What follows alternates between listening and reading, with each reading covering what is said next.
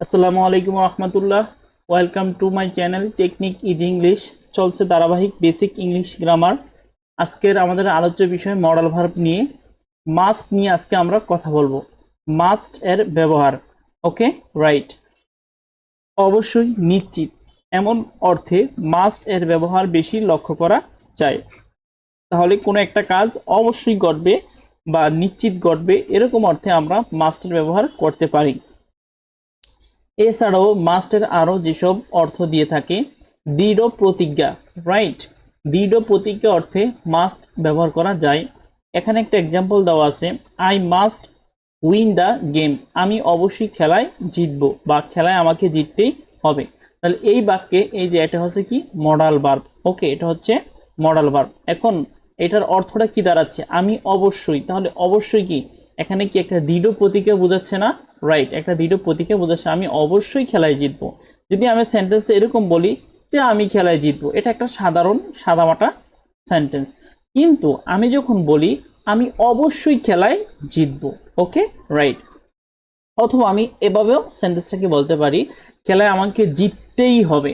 তাহলে এই যে জিততেই হবে, এটা দ্বারা কি বোঝাচ্ছে, এখানে একটা শক্ত বা একটা দৃঢ় একটা কি প্রতিজ্ঞা বোঝাচ্ছে না? রাইট। তো এরকম দৃঢ় প্রতিজ্ঞা বোঝাতে আমরা কি অ্যাকচুয়ালি মাস্ট ব্যবহার করব। Okay, right. এই বাক্যে he must fill the vacancy, okay, তার অবশ্যই শূন্যতা পূরণ করা উচিত। এই যে এখানে কি এটা হচ্ছে কি মাস্ট, এটা হচ্ছে মডাল ভার্ব।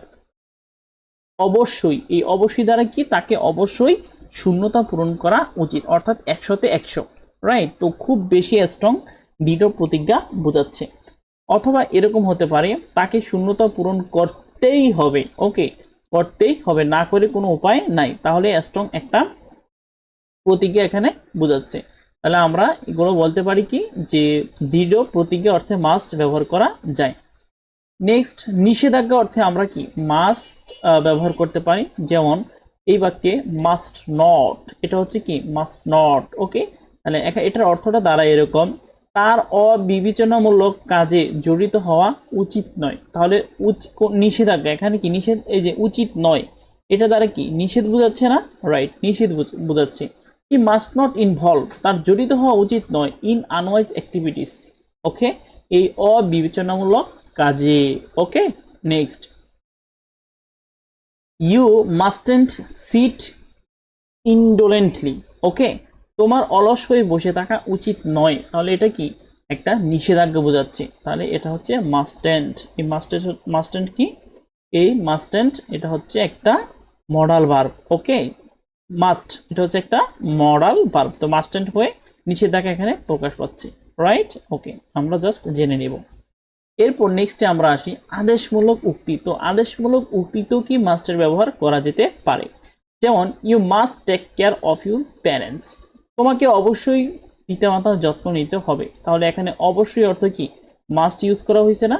রাইট, অবশ্যই অর্থে মাস্ট ইউজ করা হয়েছে, রাইট। এরপর নেক্সট এখানে দেওয়া আছে you must attend the cultural ceremony, তোমাকে অবশ্যই সাংস্কৃতিক অনুষ্ঠানে উপস্থিত হতে হবে, রাইট। এই বাক্যে কি মাস্ট, ওকে, মাস্ট, এই এখানে অবশ্যই, ঠিক আছে, রাইট, তোমাকে অবশ্যই সাংস্কৃতিক অনুষ্ঠানে উপস্থিত হতে হবে। তো আই থিঙ্ক এটা কিন্তু ঠিকঠাকভাবে বোঝা গেল। অজানা কথা, রাইট। আদেশমূলক বাক্যগুলোতে মাস্ট মূলত সুরের সমর্থক হিসাবে ব্যবহার হয়। তাহলে আদেশমূলক বাক্যগুলোতে মাস্ট মূলত সুরের সমর্থক হিসেবে ব্যবহার করা হয়, অর্থাৎ চাইলেই মাস্ট ব্যবহার না করে শুড ব্যবহার করা যাবে।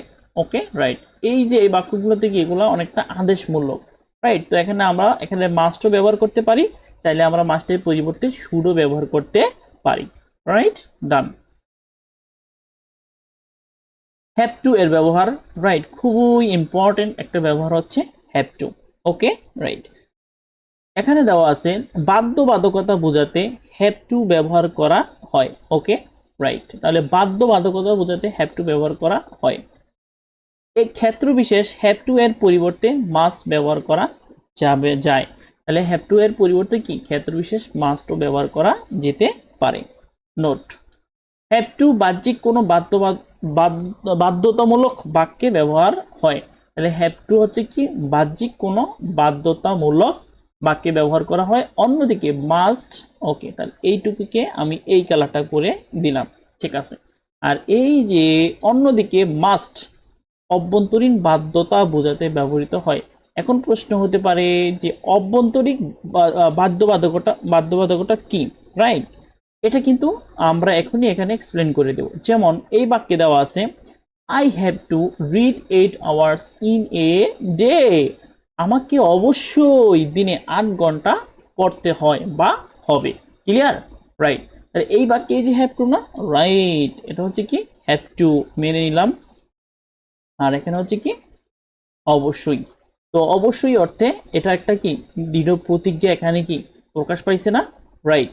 এই যে হ্যাভ টু, এই হ্যাভ টু কি এখানে একটা স্ট্রং, যে অবশ্যই আমাকে কি দিনে 8 ঘন্টা পড়তে হবে, এটা ঠিক আছে।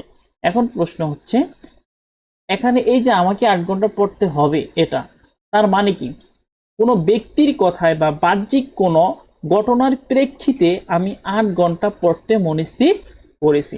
ওকে, কারো একটা কেউ আমাকে বলছে, কেউ আমাকে ফোর্স ক্রিয়েট করছে, রাইট? বাহ্যিক একটা প্রভাবে আমি কি এখানে এই 8 ঘন্টা কিন্তু কি পড়তে এখানে পড়ি আর কি, রাইট?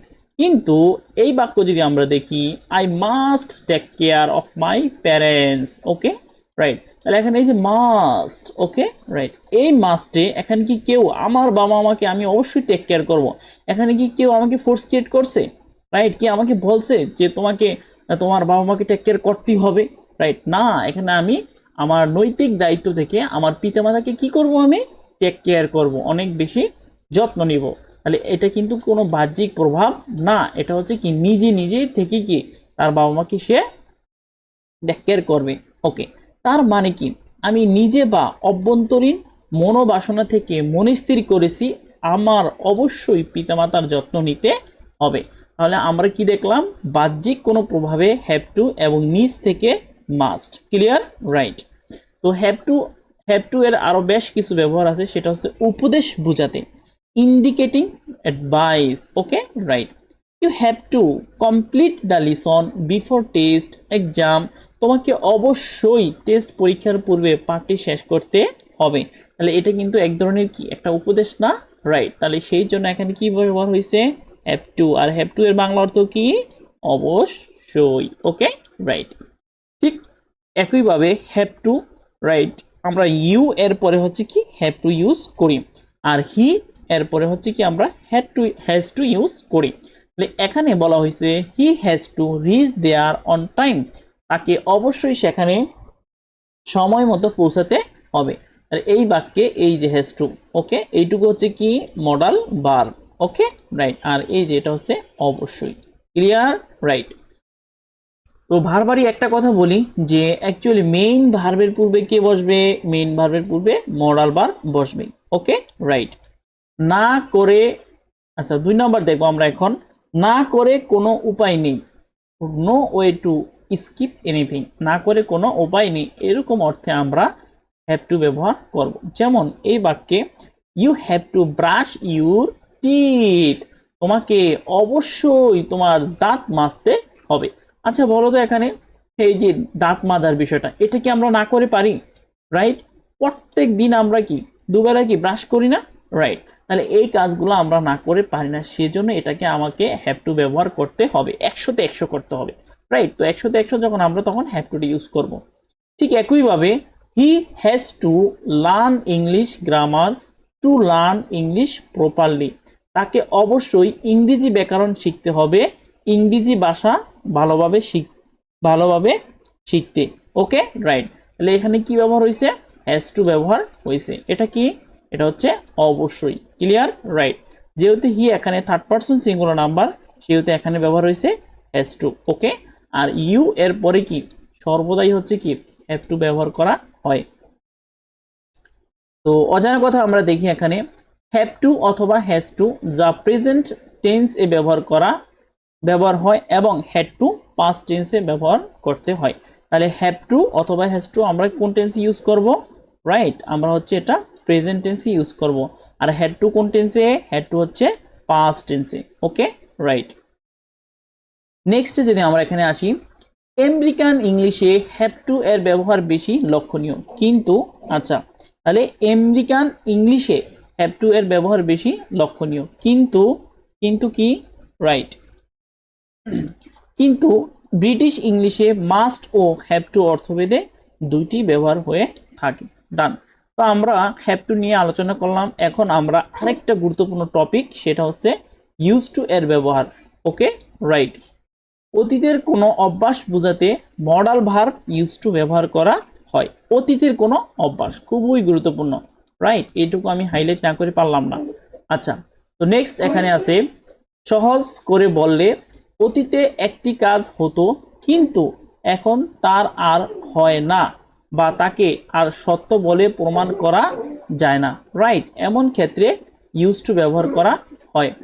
ওকে, রাইট। তাহলে সহজ করে বললে এটা এভাবে আর কি। তো দেখি আমরা বাংলা বাক্যে যদি প্রয়োগ দেখি, সেটা হচ্ছে এরকম, আমি আমাদের গ্রামে ফুটবল খেলতাম, এখন আর খেলি না। ওকে, কেননা এখন আমার যথেষ্ট বয়স হয়েছে। ওকে, তাহলে এই যে এটা কি, অতীতে করতাম, রাইট, অতীতে করতাম কিন্তু এখন আর করা হয় না। তো এরূপ যদি বোঝাই, সেক্ষেত্রে কি আমি কি ইউজ করব, ইউজ টু ইউজ করব, রাইট। ওকে, তো দেখি এখানে ওপরে বাক্যটি ফুটবল খেলতাম যা অতীতে ঘটেছে। ওকে, সুতরাং ইউজ টু ব্যবহার করে ট্রান্সলেশন করতে হবে, রাইট।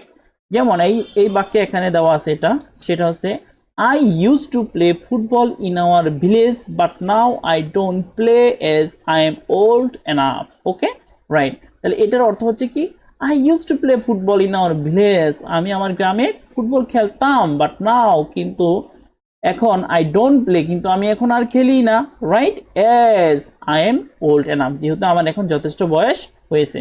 তাহলে এখানে কি ইউজ টু ব্যবহার করা হয়েছে, কেন, কারণ এটা অতীতের কোনো অভ্যাসকে বোঝানো হয়েছে, যেটা এখন আর করা হচ্ছে না। Clear, right. এই বাক্যে নোট, আচ্ছা এটা আমরা স্কিপ করে যাচ্ছি। ওকে, এখানে আমরা একটু অজানা কথাটা দেখি, সেটা হচ্ছে এটা, ইউজ টু ও হ্যাভ টু এমন দুইটি মডাল ভার্ব যা কোনো বাক্যে ব্যবহার হলে নেগেটিভ অথবা ইন্টারগেটিভ করতে আলাদা করে অক্সিলারি ভার্ব নিয়ে আসতে হয়। তাহলে ইউজ টু এবং কি have to, right, use to এবং হ্যাভ টু এমন দুইটি মডাল ভার্ব যা কোনো বাক্যে ব্যবহার হলে নেগেটিভ অথবা ইন্টারগেটিভ করতে আলাদা করে অক্সিলারি ভার্ব নিয়ে আসতে হয়। যেমন এখানে দেওয়া আছে, did he use to take bath in the river, right.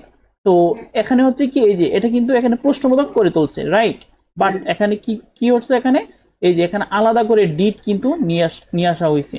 ওকে, এই যে ইউজ টু ব্যবহার করাতে কি এখানে আলাদা করে কি ডিড নিয়ে আসছে না, রাইট, আলাদা করে ডিড নিয়ে আসছে। তো নেক্সট যদি আমরা আরেকটা এক্সাম্পল দেখি, সেটা হচ্ছে এটা, হি ডিড নট। ওকে, এখানে কি ইউজ টু ইউজ হয়েছে, ইয়েস, এখানে কিন্তু ইউজ টু ইউজ হয়েছে। ওকে, রাইট। তো ডিড, এই যে এটা কি ডিড, তাহলে এখানে কি ডিড বয়েজ, এখানে কি আলাদা করে অক্সিলারি ভার্ব নিয়ে আসছে। তো ওকে, এটাই ছিল আমাদের ক্লাস।